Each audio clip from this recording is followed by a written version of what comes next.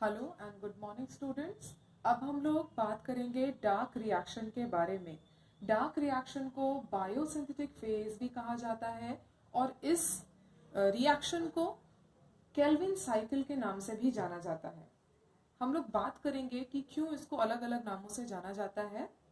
सबसे पहला ये कि मेल्विन केल्विन नाम के एक साइंटिस्ट थे जिन्होंने अपने को वर्कर्स के साथ यानी कि अपने साथी साइंटिस्ट्स के साथ इस डार्क रिएक्शन का डिस्कवरी किया, हम लोग बोल सकते हैं। इस काम में या इस प्रोजेक्ट में इन्होंने रेडियो एक्टिव कार्बन को यूज किया, साथ में उन्होंने यूज किया क्लोरेला, एक ग्रीन एल्गा, और इनके मदद से स्टडी किया उस पाथवे के बारे में जिसमें कार्बोहाइड्रेट सिंथेसिस होता है during the process of photosynthesis. Basically इस डार्क रिएक्शन में हम यही देखने वाले हैं कि कैसे फोटोसिंथेसिस में कार्बोहाइड्रेट का सिंथेसिस होता है। डार्क रिएक्शन को C3 साइकिल भी कहा जाता है। इसको C3 साइकिल क्यों कहा जाता है? क्योंकि पहला स्टेबल कंपाउंड जो इस पाथवे में बनता है वो 3 कार्बन कंपाउंड ही है। और केल्विन साइकिल इसलिए कहा जाता है क्योंकि मेल्विन केल्विन ने नोबेल प्राइज रिसीव किया था इसकी डिस्कवरी के लिए।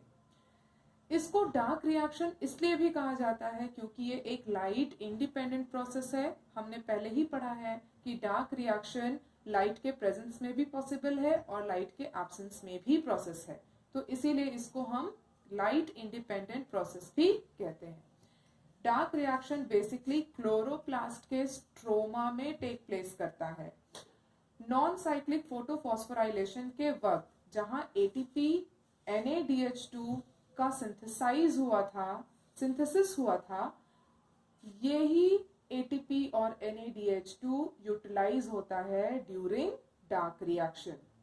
डार्क रिएक्शन में बेसिकली 3 स्टेप्स इन्वॉल्व होते हैं।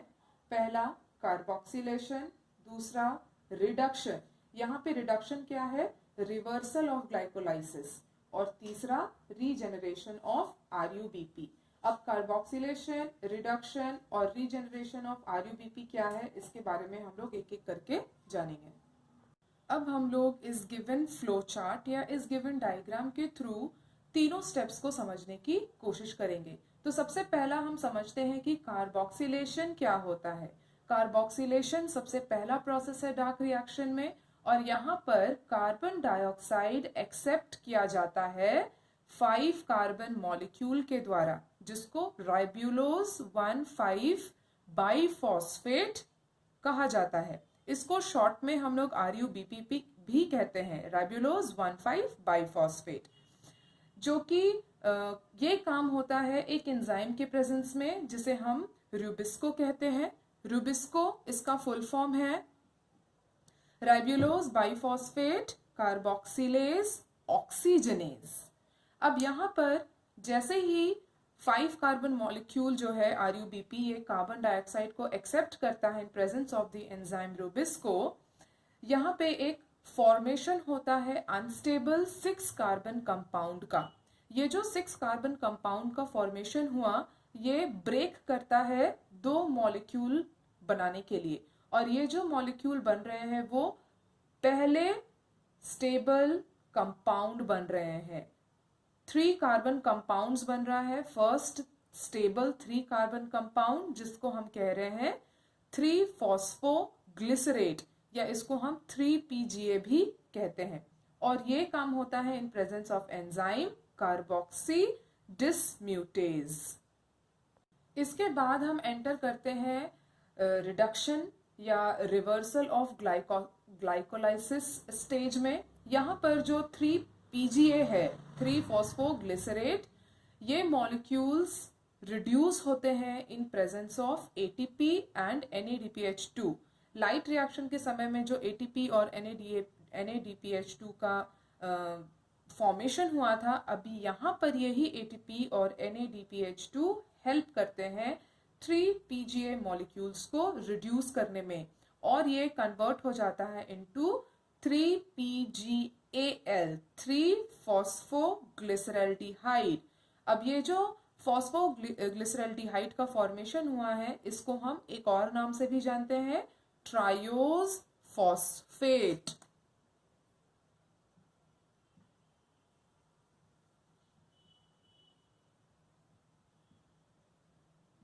तो इसको हम क्या कह रहे हैं, ट्रायोज फॉस्फेट भी कह रहे हैं। अब यहां पर इसी 3 फॉस्फोग्लिसरल्डिहाइड मॉलिक्यूल्स में से कुछ मॉलिक्यूल्स केल्विन साइकिल से बाहर चले जाते हैं, बाहर की ओर चले जाते हैं, और ये शुगर या हम कह सकते हैं ग्लूकोज सिंथेसिस में ये फिर हेल्प करता है। लास्ट स्टेप हम इसमें देख रहे हैं आरयूबीपी के रीजेनरेशन के बारे में, कैसे ये आरयूबीपी जो एक बार यूटिलाइज हुआ था इस केल्विन साइकिल में वो फिर से रीजेनरेट किया जाता है।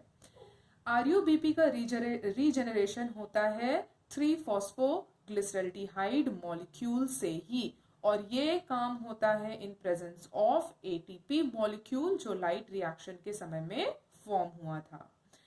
यहां पर एक बात है जो हमें नोट करनी है, वो ये है कि 6 केल्विन साइकिल्स जरूरत पड़ते हैं एक ग्लूकोज मॉलिक्यूल को सिंथेसाइज करने में। याद रखेंगे 6 Kelvin cycles are needed to synthesize 1 glucose molecule। अब यहाँ पर ATP और NADPH2 की रिक्वायरमेंट भी है C3 साइकिल में, तो यहाँ पर हम देख सकते हैं कि 18 ATP और 12 NADPH2 का यूटिलाइजेशन हो रहा है। अब हम लोग आगे बढ़ते हैं और हम लोग फोटो रेस्पिरेशन के बारे में जानने की कोशिश करते हैं। फोटो रेस्पिरेशन को फोटोसिंथेटिक कार्बन ऑक्सीडेशन साइकिल भी कहा जाता है। अब फोटो रेस्पिरेशन में होता क्या है और ये किस कंडीशन में टेक प्लेस करता है, इसके बारे में हम लोग देख लेते हैं। जब टेम्परेचर हाई हो और ऑक्सीजन का कंसंट्रेशन हाई हो, तब क्या होता है, जो रुबिस्को है वो ऐसे तो कार्बोक्सिलेज के रूप में काम करता है, लेकिन इस कंडीशन में, किस कंडीशन में, हाई टेम्परेचर और हाई कंसंट्रेशन ऑफ ऑक्सीजन के टाइम ये ऑक्सीजनेज के रूप में काम करना शुरू करता है। मैंने क्या कहा, रुबिस्को ऐसे तो कार्बोक्सिलेज के रूप में एक्ट करता है, लेकिन हाई टेम्परेचर और हायर कंसंट्रेशन ऑफ ऑक्सीजन के टाइम ये ऑक्सीजनेज के रूप में काम करना शुरू कर देता है। अब फोटो रेस्पिरेशन के समय में जो रुबिस्को है वो ऑक्सीजनेज के रूप में काम कर रहा है, तो most of the RuBP, maximum of the RuBP जो है वो ऑक्सीडाइज कर जाते हैं। मैक्सिमम आरयूबीपी ऑक्सीडाइज कर जाएगा तो बहुत कम मॉलिक्यूल्स बचेंगे आरयूबीपी के जो कि कार्बोक्सिलेशन अंडरगो करेंगे, और अगर कार्बोक्सिलेशन कम होगा तो कार्बोहाइड्रेट का फॉर्मेशन भी कम होगा। अब फोटो रेस्पिरेशन के समय में क्या हो रहा है, ऑक्सीजन यूज हो रहा है और कार्बन डाइऑक्साइड रिलीज हो रहा है, तो इस कंडीशन में एटीपी और NADPH का प्रोडक्शन नहीं होगा।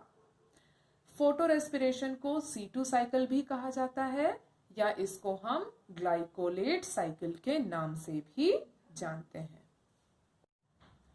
अब ये जो फोटो रेस्पिरेशन है ये कहाँ होता है, बेसिकली ये हम लोग देख लेते हैं।